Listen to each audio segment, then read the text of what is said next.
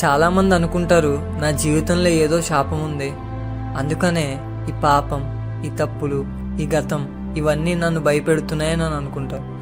అయితే ఈరోజు ప్రశ్న, సిలువ ఈ శాపం గురించి ఏం చేసింది? గలతీపత్రిక 3:13 చెప్తుంది, క్రీస్తు మన కొరకై శాపమై ధర్మశాస్త్ర శాపం నుండి మనలను విమోచించను.